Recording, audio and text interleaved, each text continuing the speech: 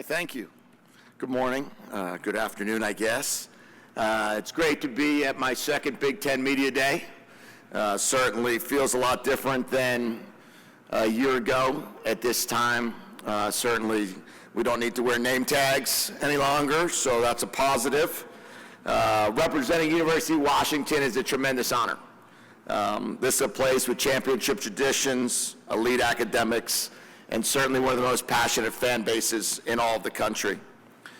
We spent a lot of time trying to build our culture over the past 16, 18 months. And I think we've gotten really close to getting the team that we're looking for to compete with year in and year out for championships here in the Big Ten.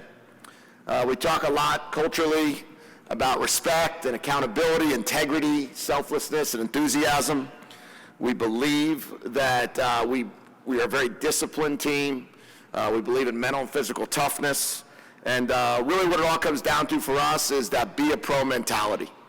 And that be a pro philosophy is the foundation in everything we do, preparing, practicing, and competing in a way that we instill an NFL mentality in our program. It's one of the things that we'll constantly address, constantly talk about with our players is how to act like a professional in everything you do, whether that's on or off the field, whether you become an NFL player or not. But we have a really good football team this year and a really good coaching staff. And I'm excited, first of all, to mention the new position coaches that we have. But also the coaches that have stayed with us for a long time. We have 8 position coaches that have now been with me for 4 or 5 years, both at the last spot and here. We have a strength staff, a player development staff, a personnel staff, and a nutrition staff that have all traveled with us and have been with us now between 4 and 5 years. But we've also hired a new defensive coordinator this year in Ryan Walters. I think he's probably one of, if not the best defensive coordinator in the country. And I think to have him with us with his elite schematics, as well as his personality and his ability to connect with players is a huge win for the University of Washington.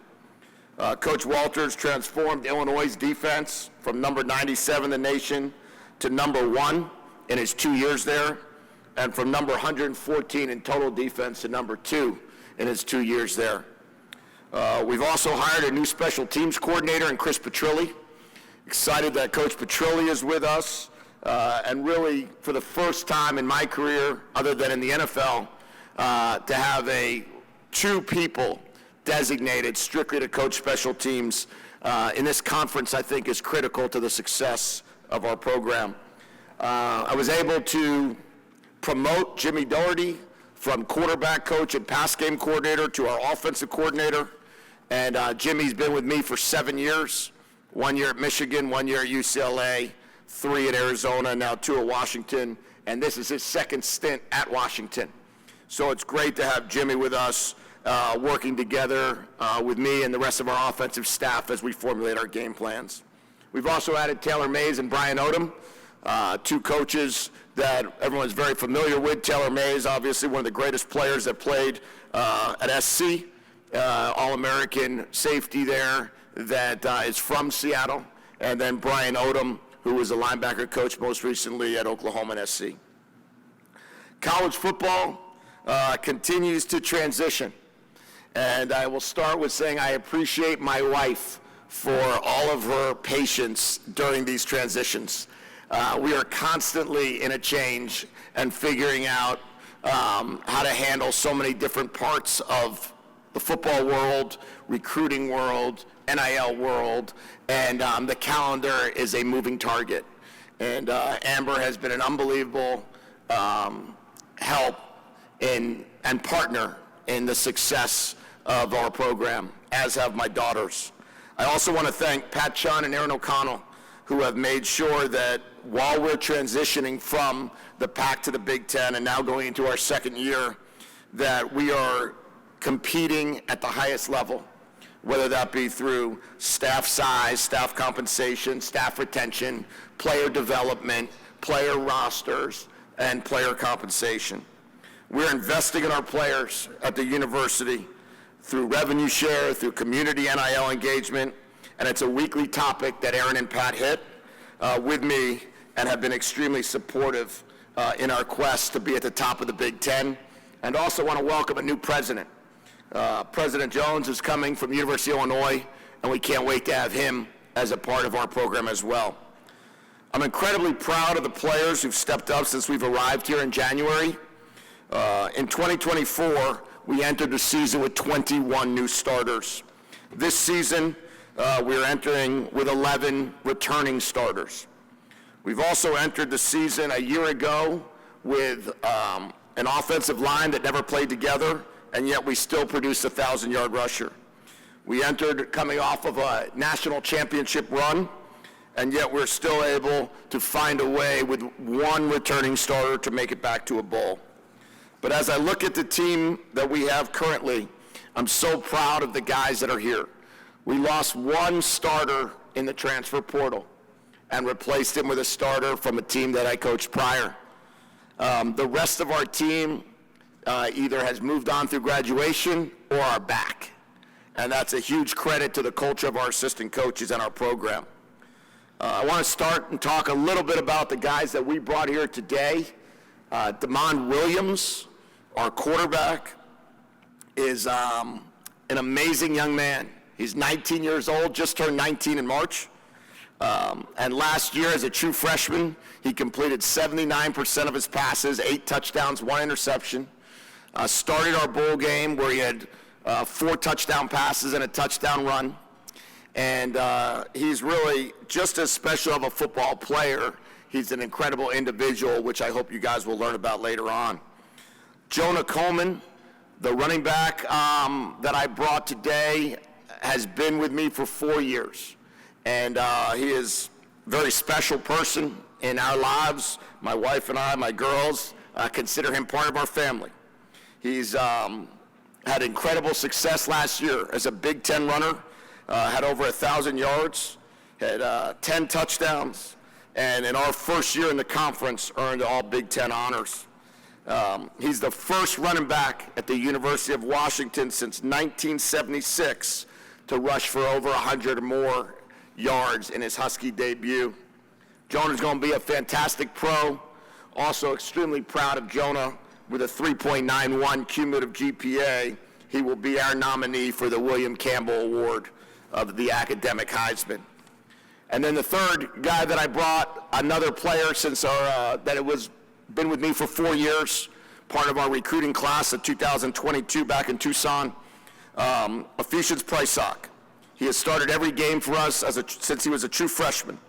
He, along with Jonah, was a part of that class that produced NFL first-rounders and second-rounders, and the long physical corner that Efi is. I'm extremely proud and excited to see what he'll do in the future.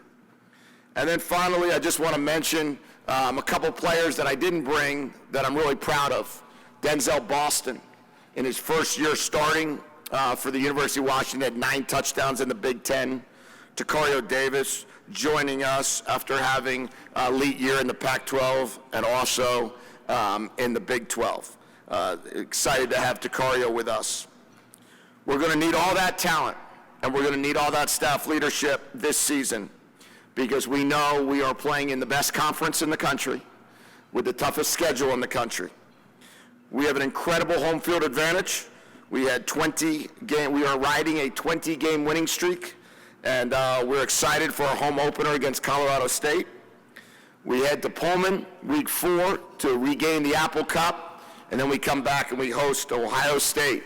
For the second year in a row, we host the defending national champion on our soil. We get to head to Michigan, head to Wisconsin, and really begin what is incredible Big Ten play where we play 9 games in a row, and then we end with our fiercest rival in Oregon, where we know we have to play a lot better than we did a year ago.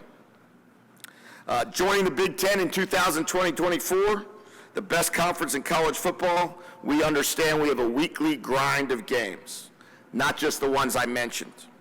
For the last 2 seasons, our conference showed its strength and dominance with back-to-back national champions. 3 out of the last 4 teams that participated in national championship games were from the Big Ten: the University of Washington, the University of Michigan, and Ohio State. And the fourth team, Notre Dame, is also a school in the Midwest. 2 years ago, the University of Washington competed in that game. Last year, Ohio State competed against Notre Dame, and we are extremely proud of being able to compete for national championships. It's also the best conference academically. No conference compares to the research institutions that fills our 18-team conference. And that's why I think it's so important that we let the school year be the school year and let the portal be the portal after the school year is over. On the football field, I don't think you prepare any better for the NFL than playing in our conference. Every week, you have to travel, just like the NFL. It is not a regional league. It's a national league, just like the National Football Conference.